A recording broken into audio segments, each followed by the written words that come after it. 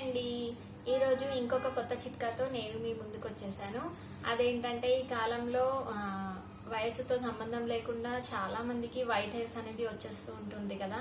So ఈ white hairs అనేది చాలా మంది కనిపిస్తుంటే చాలా ఇబ్బంది పడిపోయి వాటిని తీసేస్తూ ఉంటారు.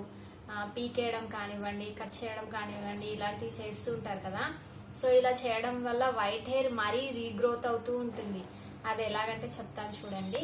మీరు ఒక్కసారి వైట్ హెయిర్ ని కనుక తలలో నుండి తీసేసినట్టయితే ఆ హెయిర్ లోపల మెలనిన్ అనే కంటెంట్ ఉంటుంది.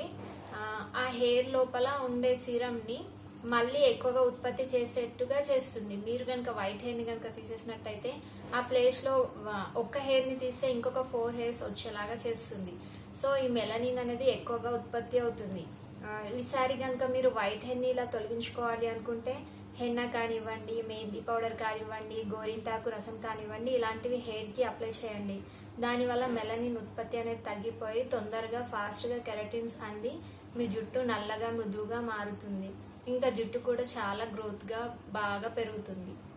వాటికి 2 సార్లు ఆలోచించుకొని మరి తీసేయండి.